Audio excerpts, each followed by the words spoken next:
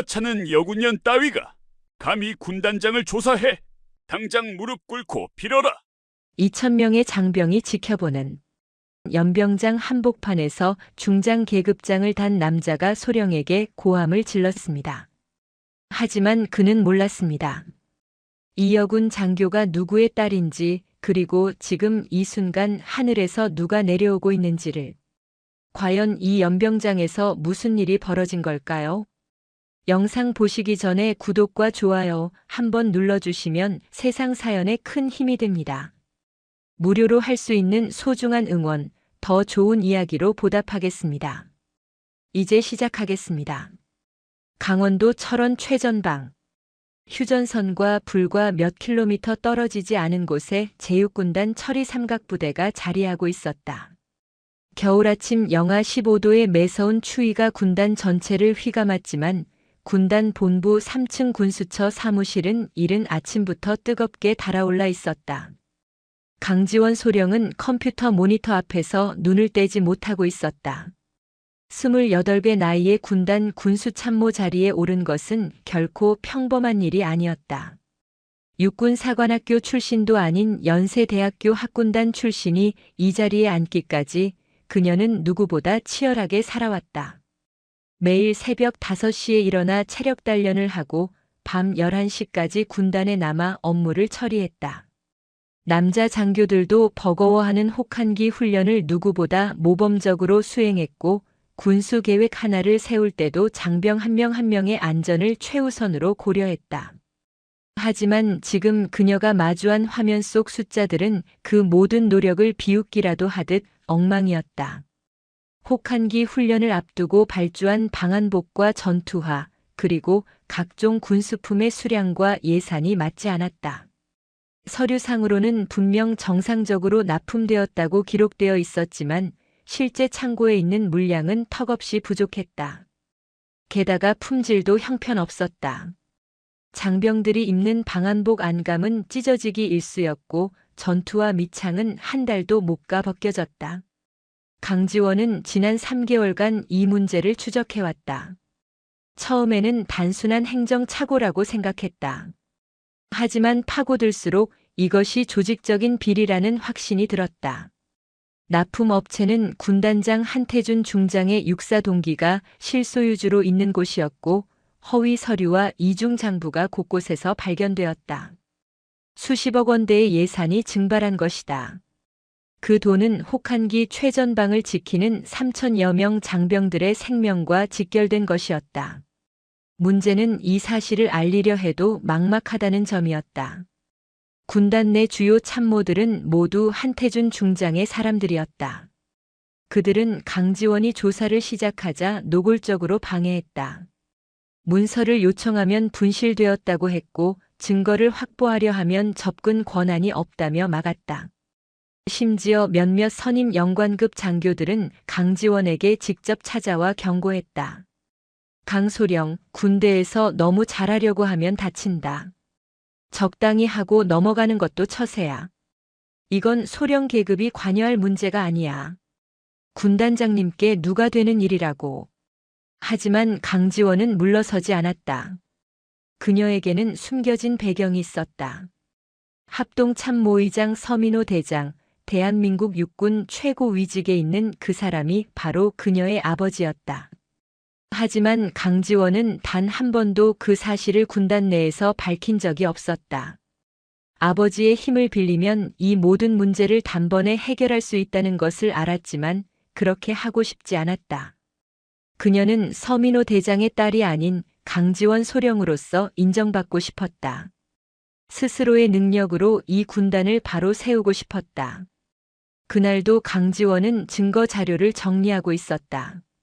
납품업체의 허위 세금 계산서, 이중 장부 사본, 그리고 실제 창고 재고 조사 결과까지 모든 것이 완벽하게 준비되어 있었다.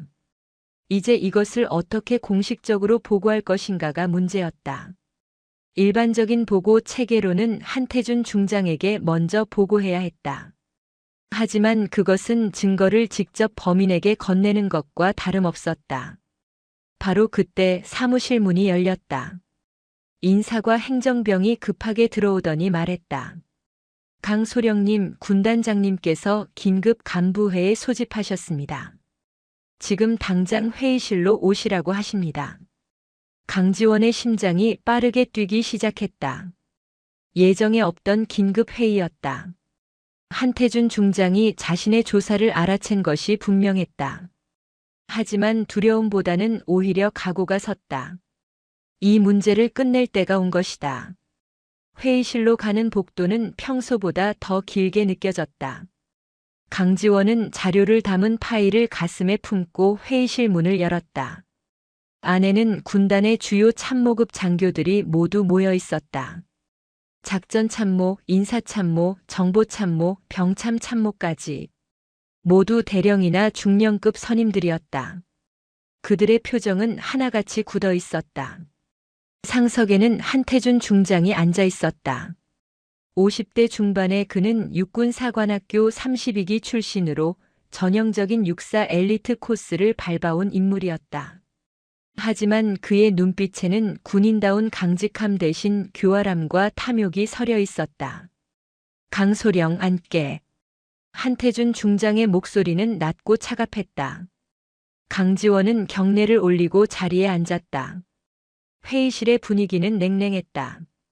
다른 참모들은 눈을 마주치지 않으려고 애썼다. 강소령, 자네가 요즘 무슨 일을 하고 있나? 한태준 중장이 물었다. 강지원은 침착하게 대답했다.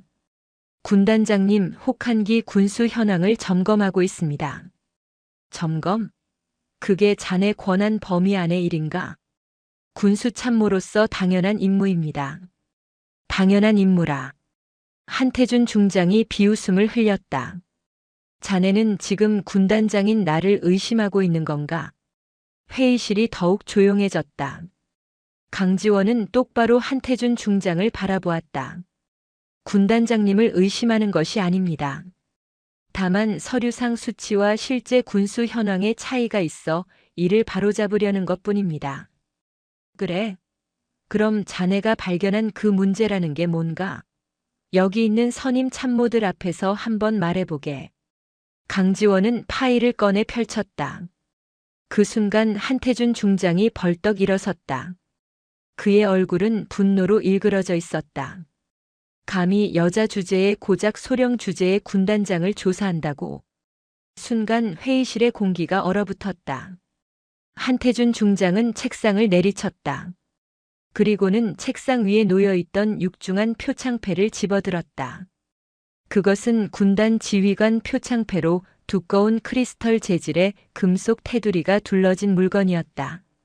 무게만 해도 2kg은 좋게 되어 보였다. 내 놈 같은 것이 군대를 망치는 거야. 여자 혼자 고고한 척하면서 선임들 무시하고 군단장까지 조사한다고. 한태준 중장이 강지원에게 다가왔다.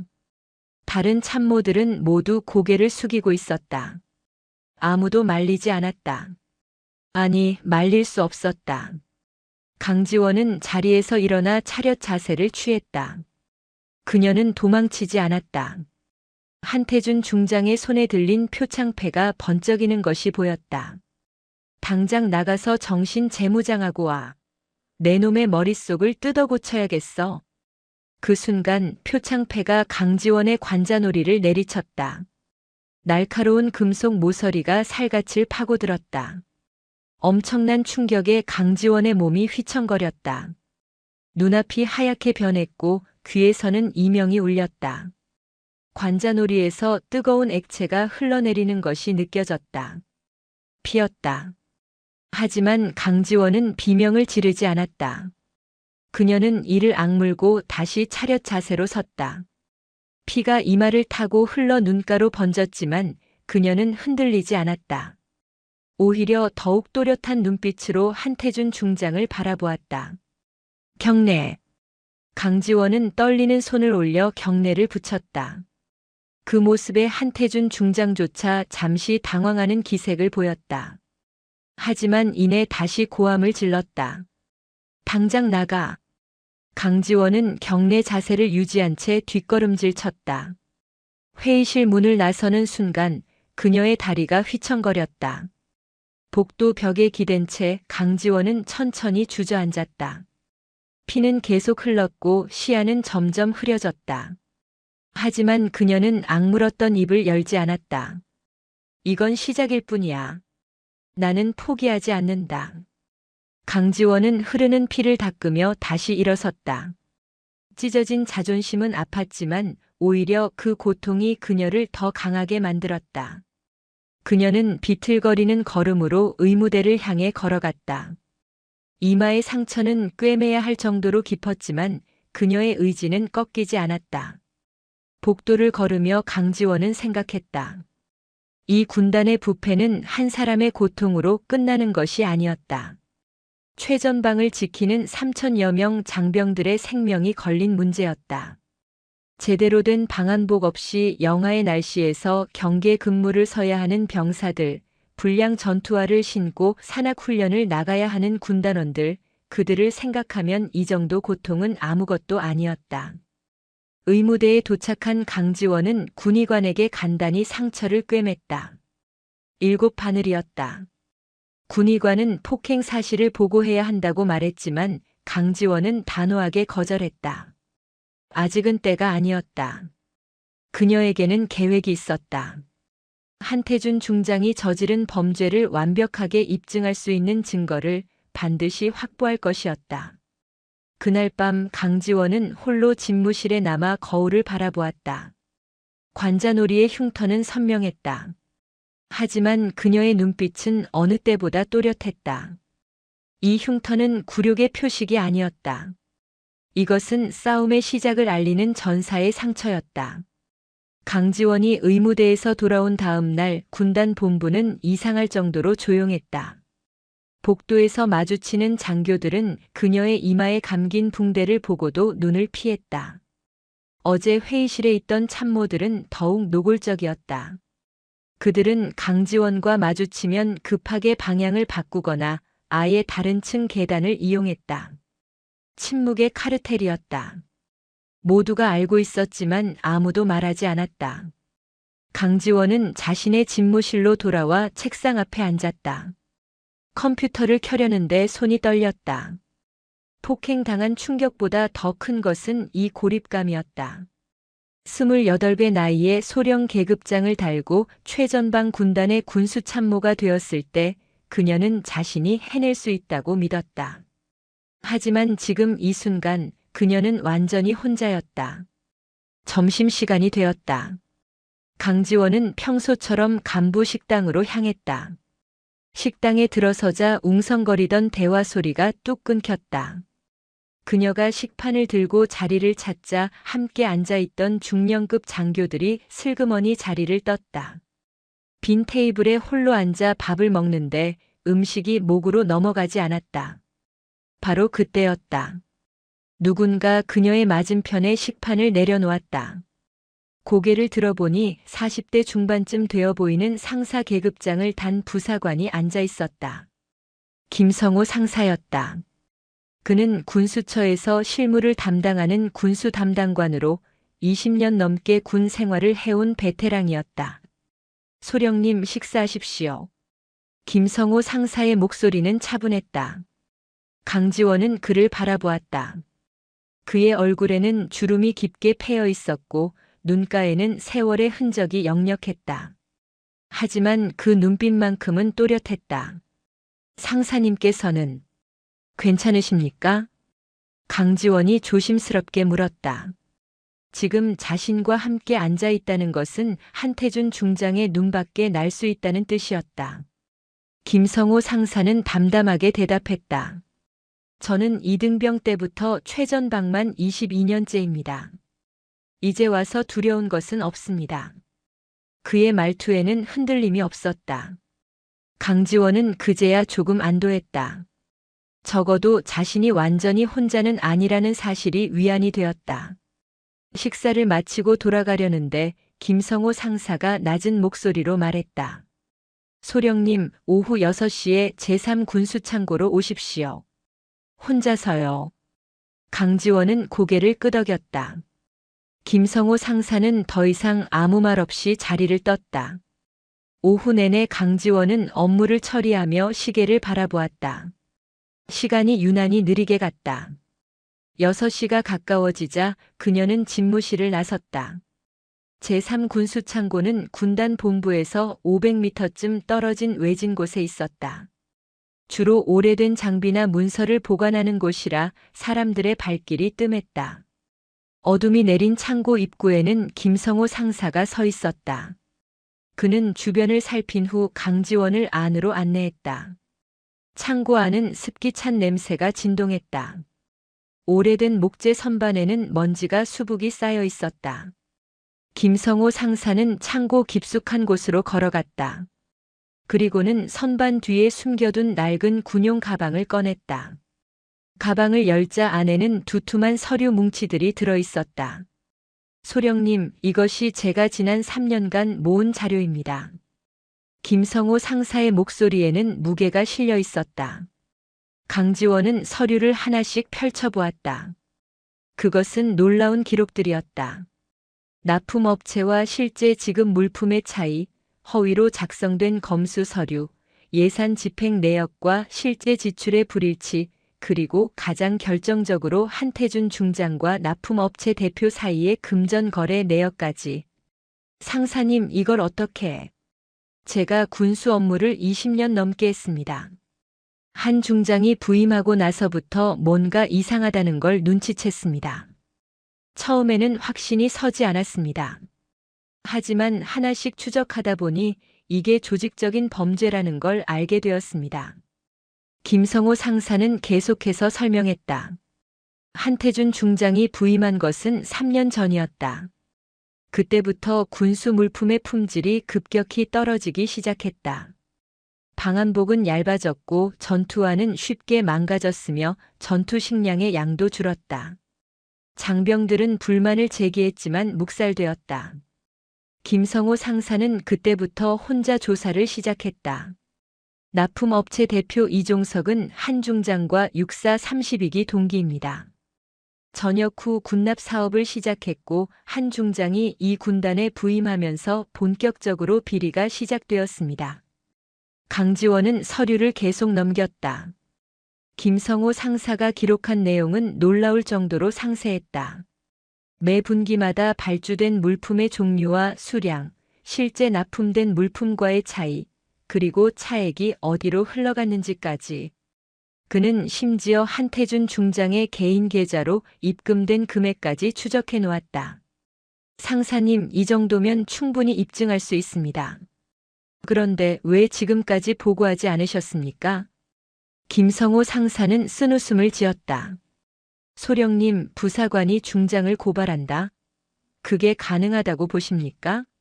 제가 이 자료를 가지고 군단 감찰실에 가면 도착하기도 전에 제가 먼저 영창에 갈 겁니다. 명령 불복종, 상관 모독, 허위 사실 유포 같은 죄목을 뒤집어 씌우는 건 일도 아닙니다. 강지원은 그의 말이 맞다는 것을 알았다. 군대는 계급 사회였다. 아무리 정당한 문제 제기라도 계급이 낮으면 목소리를 낼 수 없었다. 특히 군단장이라는 절대 권력 앞에서는 더욱 그랬다. 그래서 소령님을 기다렸습니다. 김성호 상사가 강지원을 똑바로 바라보았다. 소령님은 다릅니다. 영관급 장교이고 군단 참모입니다. 그리고 무엇보다 이 문제를 끝까지 파고들 용기가 있으십니다. 어제 회의실에서 있었던 일 다들 못 본 척했지만 저는 봤습니다. 소령님이 맞고도 굴복하지 않는 걸 봤습니다. 강지원의 가슴이 뜨거워졌다. 22년 동안 묵묵히 자리를 지켜온 이 부사관이 혼자서 위험을 감수하며 증거를 모아온 이 사람이 자신을 믿고 기다려준 것이다. 상사님, 이 자료면 충분합니다. 제가 반드시 이 문제를 해결하겠습니다. 소령님, 조심하십시오. 한 중장은 위험한 사람입니다. 자신의 이익을 위해서라면 뭐든 합니다. 어제 소령님을 폭행한 것도 경고였습니다. 다음에는 더 심할 겁니다. 알고 있습니다. 하지만 물러설 수 없습니다. 강지원은 서류 뭉치를 가방에 넣었다. 무게가 상당했다. 하지만 이것은 단순한 종이 뭉치가 아니었다. 이것은 3천여 명 장병들의 생명을 지킬 수 있는 무기였다. 창고를 나서려는데 김성호 상사가 다시 말했다. 소령님, 한 가지만 더 말씀드리겠습니다. 이 군단의 비리는 한 명의 군인만 다치는 것으로 끝나지 않습니다. 작년 겨울 불량 방한복 때문에 동상에 걸린 병사가 12명이었습니다. 그중 2명은 손가락을 절단해야 했습니다. 불량 전투화 때문에 행군 중 발목을 다친 병사는 28명이었습니다. 이건 단순한 부정부패가 아닙니다. 이건 살인입니다. 강지원은 고개를 끄덕였다. 그녀의 결심은 더욱 확고해졌다. 그날 밤 강지원은 자신의 숙소에서 밤을 새웠다.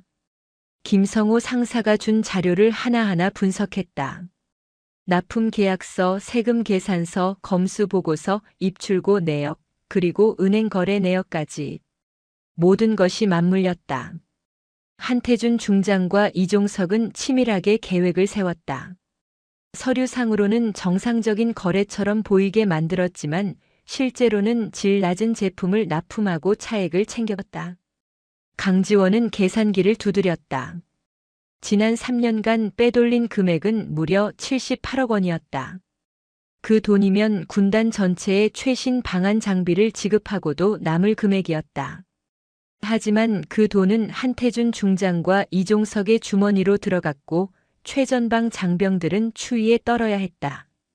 새벽 4시가 넘어서야 강지원은 모든 분석을 마쳤다. 그녀는 증거 자료를 USB에 복사하고 원본은 안전한 곳에 숨겼다. 이제 문제는 이것을 어떻게 공식화하느냐였다. 일반적인 보고 체계로는 불가능했다. 군단장에게 보고하는 것은 자살 행위나 다름없었다. 그렇다고 야전군 본부에 직접 보고하는 것도 위험했다. 증거가 사라질 수 있었다. 강지원은 책상 서랍을 열었다. 그 안에는 오래전 아버지가 준 비상 연락망이 적힌 수첩이 있었다. 서민호 대장 합동 참모의장. 하지만 그녀는 그 수첩을 다시 서랍에 넣었다. 아직은 아니었다. 그녀는 아버지의 힘을 빌리지 않고 이 문제를 해결하고 싶었다. 창밖으로 동이 트기 시작했다. 강지원은 다시 군복을 입고 거울을 바라보았다. 이마의 붕대는 여전했다. 하지만 그녀의 눈빛은 어제보다 더 강했다. 그녀에게는 이제 무기가 있었다. 김성호 상사가 3년간 모은 증거, 그리고 함께 싸울 동지. 이제 반격을 시작할 때였다. 혹한기 훈련이 시작된 지 일주일이 지났다. 영하 20도를 오르내리는 혹독한 추위 속에서 군단 전체가 전투 태세를 유지하고 있었다. 그리고 금요일 오전 10시 군단 연병장에서 훈련 강평회가 예정되어 있었다. 강지원은 전날 밤을 꼬박 세워 군수 개선 계획서를 작성했다. 김성호 상사가 제공한 증거 자료를 바탕으로 현재의 군수 체계 문제점과 개선 방안을 정리했다. 물론 직접적으로 한태준 중장의 비리를 명시할 수는 없었다. 하지만 현재의 군수 문제를 지적하고 정상적인 군수 체계로 복귀할 것을 건의하는 내용이었다. 이것이 공식 석상에서 문제를 제기할 수 있는 유일한 방법이었다. 아침 9시 강지원은 군수처 사무실에서 계획서를 출력했다. 25페이지 분량의 보고서였다. 그녀는 보고서를 투명 파일에 넣고 연병장으로 향했다. 복도에서 김성호 상사와 마주쳤다. 소령님, 정말 하시겠습니까? 김성호 상사의 목소리에는 걱정이 묻어났다. 강지원은 고개를 끄덕였다. 상사님께서 3년간 모은 자료입니다. 이제 빛을 봐야 합니다. 한 중장이 가만히 있지 않을 겁니다. 알고 있습니다. 하지만 더 이상 미룰 수 없습니다. 강지원은 연병장으로 걸어갔다. 이마의 붕대는 이제 떼어냈지만 관자놀이의 흉터는 여전히 선명했다. 그 흉터를 보는 사람마다 고개를 돌렸지만 강지원은 개의치 않았다. 연병장에는 이미 2천여 명의 장병이 집결해 있었다. 혹한기 훈련에 참가한 주요 군단원들이었다. 그들은 추위에 떨며 도열해 있었다. 방한복을 입고 있었지만 바람이 뚫고 들어왔다. 불량 방한복의 문제였다. 강지원은 그 모습을 보며 이를 악물었다. 단상 위에는 군단의 주요 지휘관들이 자리했다. 한태준 중장이 중앙에 앉아 있었고 좌우로 각 사단장과 참모들이 배치되어 있었다. 강지원은 참모석 맨 끝에 자리를 잡았다. 강평회가 시작되었다. 먼저 작전 참모가 훈련 경과를 보고했다. 이어서 각 사단장들이 부대별 훈련 성과를 발표했다. 1시간가량 진행된 후 군수 부문 보고 순서가 되었다. 한태준 중장이 강지원을 바라보았다. 그의 눈빛에는 경고가 담겨 있었다. 하지만 강지원은 자리에서 일어났다. 그녀는 단상으로 걸어갔다. 2천여 명의 시선이 그녀에게 쏠렸다. 군수참모 강지원 소령, 혹한기 훈련 군수 현황 및 개선 방안을 보고하겠습니다. 강지원의 목소리는 떨리지 않았다. 그녀는 준비한 보고서를 펼쳤다. 근본 혹한기 훈련 기간 중 군수 분야에서 다수의 문제점이 확인되었습니다. 첫째, 방한복의 품질이 기준에 미달하여 장병들의 체온 유지에 어려움이 있었습니다. 둘째, 전투화의 내구성 부족으로 훈련 중 부상자가 발생했습니다. 셋째, 전투 식량의 수량이 계획 대비 부족하여. 강지원이 보고를 이어가는데 한태준 중장이 벌떡 일어났다. 잠깐. 연병장 전체가 조용해졌다. 한태준 중장은 단상 중앙으로 걸어왔다. 그의 얼굴은 분노로 일그러져 있었다. 강소령, 지금 무슨 보고를 하는 건가? 훈련 군수 현황과 개선 방안입니다. 개선 방안? 자네가 지금 군단 군수 체계에 문제가 있다고 말하는 건가? 그렇습니다. 현재의 군수 체계는. 그 순간 한태준 중장이 강지원의 손에서 보고서를 낚아챘다. 그는 보고서를 대강 훑어보았다. 그의 표정이 점점 더 굳어졌다. 보고서에는 구체적인 수치와 데이터가 가득했다. 납품된 물품과 실제 지급된 물품의 차이, 품질 문제로 인한 장병 피해 사례, 그리고 정상적인 군수를 위한 예산 재편성 방안까지. 한태준 중장은 보고서를 높이 들어올렸다. 그리고는 2천여 명의 장병이 보는 앞에서 그것을 찢기 시작했다. 첫 장이 찢어지고 두 번째 장이 찢어지고 세 번째 장이 찢어졌다. 25장 전체가 갈기갈기 찢어져 연병장 바닥에 흩날렸다. 이런 쓰레기 같은 보고서를 누가 쓰라고 했나? 강소령, 자네는 지금 군단장인 나를 무능하다고 말하는 건가? 군단장님, 저는 단지 사실을 보고한 것입니다. 사실? 자네가 무슨 사실을 알아? 한태준 중장이 강지원에게 다가섰다. 그는 강지원의 관자놀이 흉터를 손가락으로 가리켰다. 자네는 어디 큰 집 딸이지? 합동참모의장 서민호 대장의 딸이라며? 연병장의 웅성거림이 일었다. 많은 장병들이 놀란 표정을 지었다. 강지원의 배경이 공개적으로 드러난 순간이었다. 합참의장 딸이라고 특별 대우 받을 줄 알았나? 아버지 빽만 믿고 선임들 무시하고 군단장 업무에 참견하고. 한태준 중장의 목소리가 연병장 전체에 울려 퍼졌다. 강지원은 아무 말도 하지 않았다. 그녀는 그저 똑바로 서 있었다. 전 장병 주목. 지금 여기 서 있는 이 여자 장교가 무엇을 했는지 봐라. 자기 아버지가 합참의장이라고 군단의 군수 체계가 문제 있다고 떠들어댔다. 이게 군인의 자세인가? 한태준 중장은 계속해서 강지원을 모욕했다. 하지만 강지원은 미동도 하지 않았다. 그녀의 눈빛은 흔들리지 않았다. 강소령, 당장 무릎 꿇어. 강지원은 움직이지 않았다. 명령이다. 무릎 꿇고 머리를 땅에 박아. 내 놈의 오만함을 전 장병 앞에서 반성해. 여전히 강지원은 움직이지 않았다. 한태준 중장의 얼굴이 불그락푸르락 변했다. 군인이 명령을 거부하나 당장 무릎 꿇으라고. 그 순간 연병장 대열 속에서 한 명의 부사관이 앞으로 나섰다. 김성호 상사였다. 그는 우렁찬 목소리로 외쳤다. 군단장님, 강소령님의 보고는 정당합니다. 현재 군수 체계에는 명백한 문제가 있습니다. 한태준 중장이 김성호 상사를 노려보았다. 닥쳐. 내 놈은 어디 소속이냐? 군수처 김성호 상사입니다.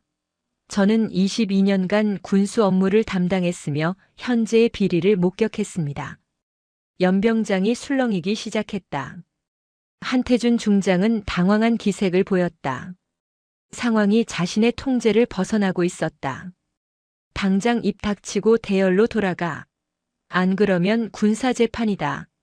바로 그때였다. 연병장 상공에서 굉음이 들려왔다. 처음에는 작은 소리였지만 점점 커졌다. 헬리콥터 프로펠러 소리였다. 모든 사람들이 하늘을 올려다보았다. 검은색 헬기 한 대가 연병장 상공으로 접근하고 있었다. 그것은 일반 군용 헬기가 아니었다. VIP 전용기였다. 헬기는 연병장 중앙을 향해 하강하기 시작했다. 강한 바람이 일어나 연병장의 먼지를 날렸다. 헬기가 착륙하기도 전에 연병장 입구로 헌병대 차량들이 줄지어 들어왔다. 7대, 8대, 10대. 군사경찰 차량까지 합치면 20대가 넘었다. 헌병들이 차에서 내려 연병장을 포위했다. 한태준 중장의 얼굴이 새하얗게 질렸다. 그는 무슨 일이 벌어지고 있는지 알아챘다. 헬기가 완전히 착륙했다. 문이 열리고 한 명의 고위 장성이 내렸다. 그는 어깨에 별 4개를 달고 있었다. 합동참모의장 계급장이었다. 서민호 대장이었다. 연병장에 있던 모든 장병이 경직되었다. 서민호 대장은 헬기에서 내려 천천히 걸어왔다. 그의 표정은 차가웠다. 옆에는 헌병감실장과 군사경찰 중앙수사대장이 동행하고 있었다. 한태준 중장이 황급히 경례를 올렸다. 제육군단장 한태준 중장, 합동참모의장님께 경례. 하지만 서민호 대장은 그를 보지도 않았다. 그는 단상 위에 서 있는 강지원을 향해 걸어갔다. 강지원의 얼굴에는 먼지가 묻어 있었고 관자놀이의 흉터가 선명했다. 군복은 구겨져 있었고 손에는 찢어진 보고서 조각 몇 장이 쥐어져 있었다. 서민호 대장이 딸 앞에 멈춰 섰다. 그는 강지원의 얼굴을 자세히 바라보았다. 관자놀이의 흉터, 구겨진 군복, 그리고 굴하지 않는 눈빛. 서민호 대장의 눈에 무언가가 스쳤다. 분노였다. 그는 천천히 몸을 돌려 한태준 중장을 바라보았다. 연병장 전체가 숨죽였다. 서민호 대장의 목소리가 차갑게 울려 퍼졌다. 한태준 중장, 지금 내 딸에게 무슨 짓을 한 건가? 그 한마디에 군단 전체의 시간이 멈췄다. 연병장의 공기가 얼어붙었다. 2000여 명의 장병이 숨소리조차 내지 못한 채 이대치 상황을 지켜보고 있었다. 서민호 대장의 질문에 한태준 중장은 입을 열지 못했다. 그의 얼굴은 창백했고 이마에는 식은땀이 맺혔다. 질문에 답하게. 내 딸의 얼굴에 난 상처는 무엇인가? 서민호 대장의 목소리는 낮았지만 그 안에는 억눌린 분노가 담겨 있었다. 한태준 중장이 더듬거리며 대답했다. 그것은 총장님 훈련 중 발생한 사고입니다. 사고? 서민호 대장이 한 걸음 다가섰다. 그는 한태준 중장보다 한 뼘은 더 컸고 그 존재감은 압도적이었다. 군단장이 소령을 표창패로 구타한 것이 사고인가? 한태준 중장의 눈이 커졌다. 서민호 대장이 이미 모든 것을 알고 있다는 뜻이었다. 하지만 한태준 중장은 끝까지 발뺌하려 했다.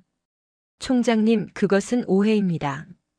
저는 다만 군기를 바로잡기 위해 군기를 바로잡기 위해 부하 장교를 폭행했다고.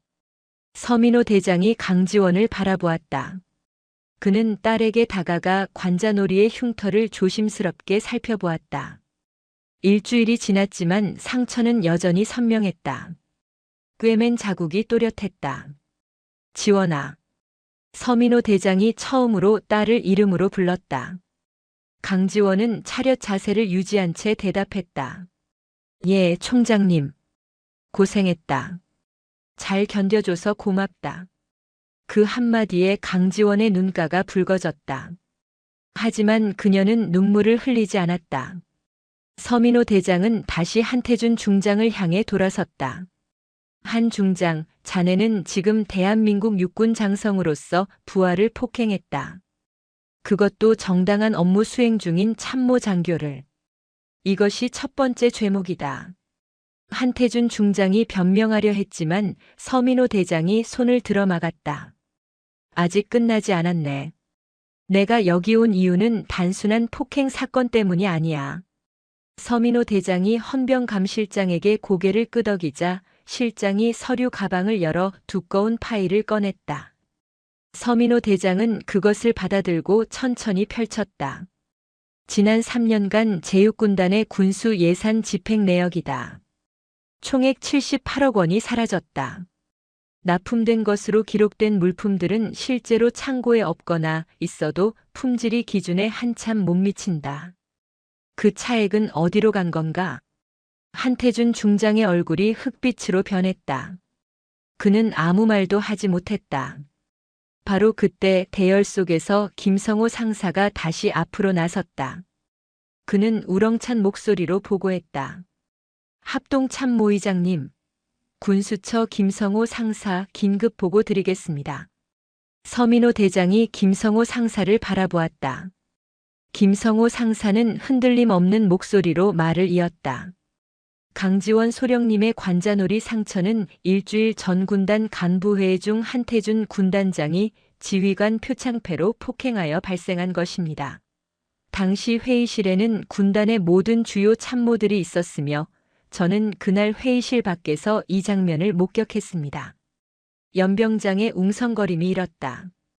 김성호 상사는 계속했다.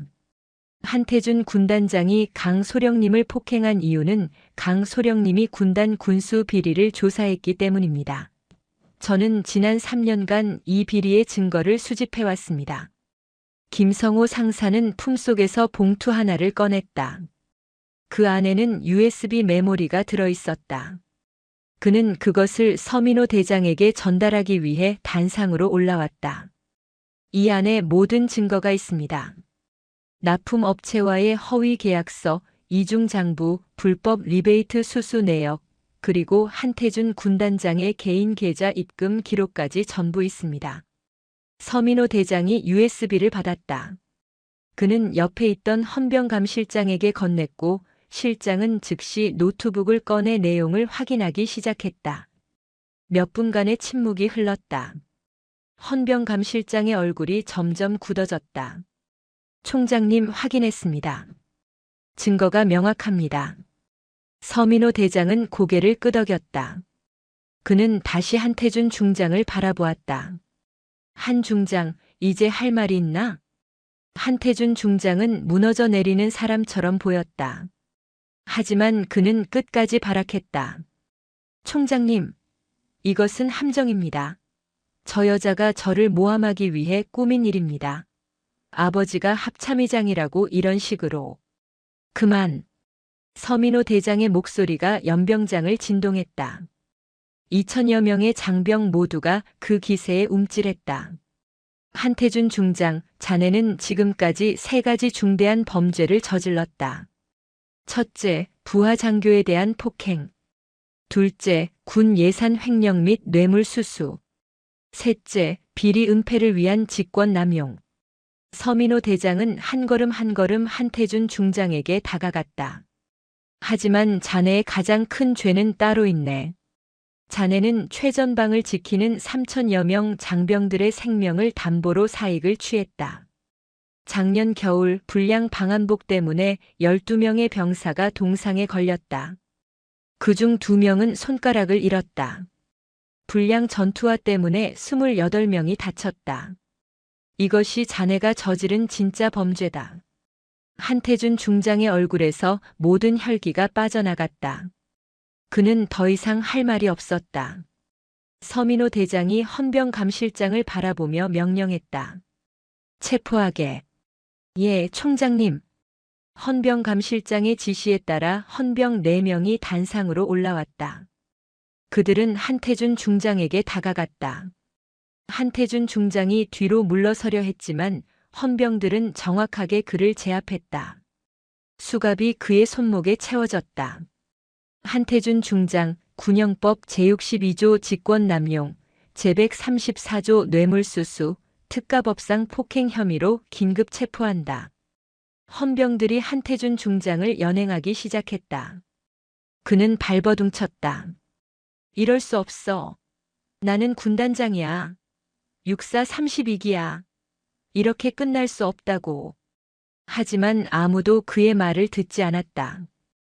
헌병들은 그를 단상에서 끌어내렸다. 연병장을 가로질러 헌병대 차량까지. 2000여 명의 장병이 지켜보는 가운데 한태준 중장은 차에 실렸다. 차량의 문이 닫히고 사이렌이 울렸다. 헌병대 차량은 연병장을 빠져나갔다. 연병장에는 무거운 침묵이 흘렀다. 서민호 대장이 천천히 장병들을 바라보았다. 그는 단상 중앙으로 걸어가 전 장병을 향해 말했다. 제육군단 장병 여러분.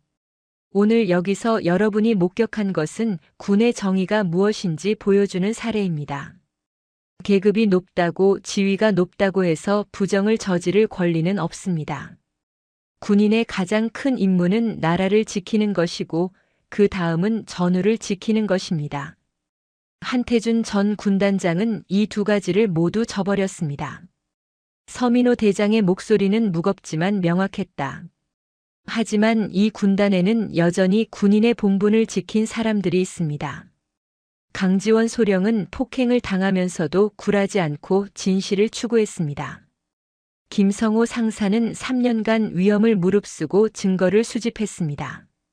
이들이 진짜 군인입니다. 서민호 대장이 강지원과 김성호를 바라보았다. 2 사람 앞으로. 강지원과 김성호가 단상 중앙으로 나왔다. 서민호 대장은 그들을 향해 경례를 올렸다. 합동참모의장이 소령과 상사에게 경례를 올리는 장면이었다. 연병장의 모든 장병이 숨죽이며 지켜보았다. 2 사람의 용기와 헌신에 감사한다. 대한민국 육군이 여러분 같은 군인을 가진 것을 자랑스럽게 생각한다. 강지원과 김성호가 경례로 답했다. 그들의 눈가에는 눈물이 맺혀 있었다. 서민호 대장이 다시 전 장병을 향해 말했다. 제육군단은 앞으로 정상화될 것입니다. 빼돌린 예산은 모두 회수하여 장병 복지에 사용할 것입니다.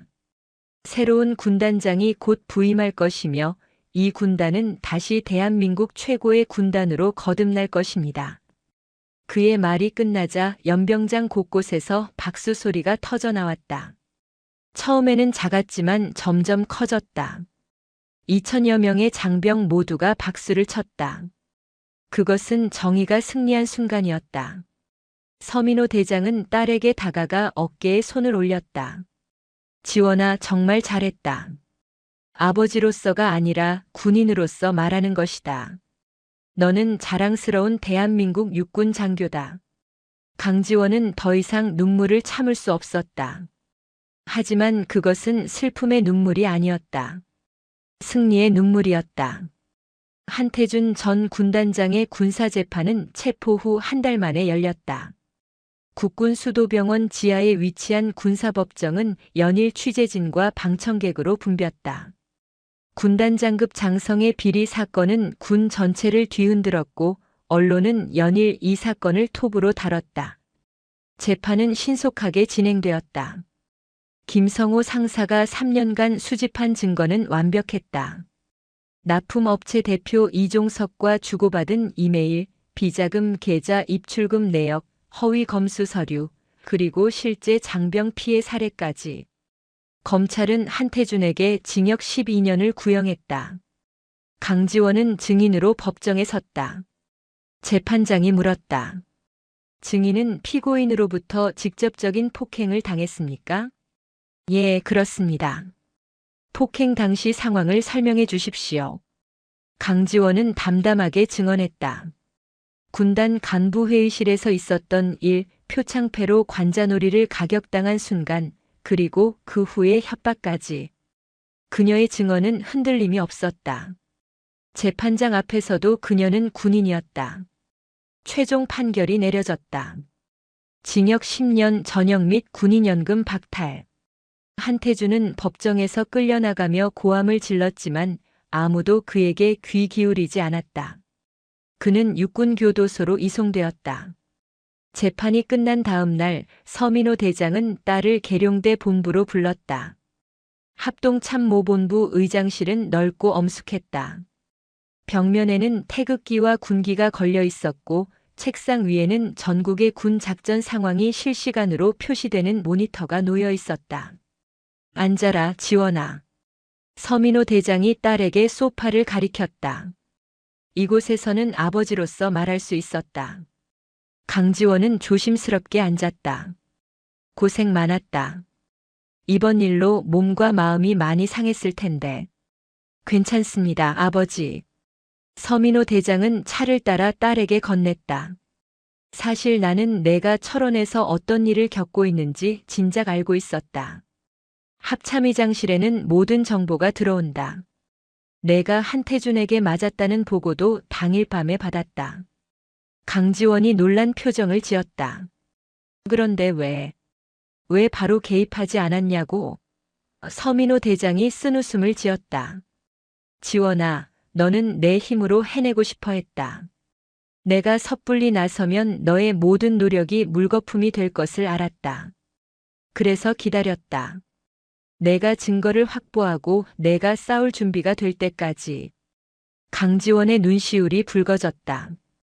아버지는 그녀를 믿고 기다려준 것이었다. 하지만 연병장에서 한태준이 너를 무릎 꿇리려 했다는 보고를 받고는 더 이상 참을 수 없었다. 내 딸이기 이전에 너는 정당하게 임무를 수행하는 군인이었다. 그것을 짓밟는 것은 용납할 수 없었다. 서민호 대장이 서류 한 장을 꺼냈다. 지원아, 너를 육군본부 감찰실로 전보 발령하려고 한다. 중령으로 진급과 함께 말이다. 계룡대에서 근무하면 안전하고 내가 가까이서 지켜볼 수도 있다. 강지원은 서류를 받아들지 않았다. 그녀는 조용히 고개를 저었다. 아버지, 감사하지만 거절하겠습니다. 뭐? 저는 제육군단으로 돌아가고 싶습니다. 서민호 대장이 딸을 빤히 바라보았다. 지원아, 너는 그곳에서 폭행까지 당했다. 왜 다시 돌아가려는 거냐? 강지원은 아버지를 똑바로 바라보며 말했다. 저는 합참의장 서민호 대장의 딸이 아니라 이 군단을 제 손으로 바로 세운 강지원 소령으로 기억되고 싶습니다. 일을 시작한 곳에서 끝을 봐야 합니다. 제육군단의 정상화는 아직 끝나지 않았습니다. 서민호 대장은 한참 동안 딸을 바라보았다. 그리고는 천천히 고개를 끄덕였다. 그래, 알겠다. 하지만 한 가지 조건이 있다. 말씀하십시오. 중령 진급은 받아라. 내가 이룬 성과는 정당하게 인정받아야 한다. 강지원은 잠시 망설이다가 고개를 숙였다. 알겠습니다, 아버지. 일주일 후 강지원은 중령 계급장을 달고 제육군단으로 복귀했다. 군단은 그새 많이 달라져 있었다. 새로운 군단장이 부임했고 한태준의 측근들은 모두 전출되었다. 그리고 무엇보다 장병들의 표정이 달라져 있었다. 강지원이 군단 정문을 들어서자 군수처 앞에 김성호 상사가 서 있었다. 그는 환한 미소를 지으며 경례를 올렸다. 중령님, 복귀를 환영합니다. 상사님, 그동안 어떻게 지내셨습니까? 덕분에 잘 지냈습니다. 중령님을 기다리고 있었습니다. 두 사람은 함께 군수처 사무실로 걸어갔다. 사무실에는 새로운 컴퓨터와 장비들이 설치되어 있었다. 김성호 상사가 설명했다. 야전군에서 특별 예산을 배정받았습니다. 비리로 빼돌린 78억 원을 전액 회수했고 추가로 30억 원이 더 지원되었습니다. 이제 제대로 된 군수 체계를 구축할 수 있습니다. 강지원은 컴퓨터를 켜고 군수 현황을 확인했다. 새로운 방한복 3,000벌이 입고되어 있었다. 최신형 전투화 4,000켤레, 혹한기 침낭 3,000개, 그리고 각종 군수품들이 창고를 가득 채우고 있었다. 상사님, 이제 시작입니다. 우리가 꿈꾸던 군수 체계를 만들어 봅시다. 예, 중령님. 그로부터 2달 동안 강지원과 김성호는 밤낮 없이 일했다. 비리에 연루된 납품 업체들을 모두 배제하고 투명한 입찰 절차를 확립했다.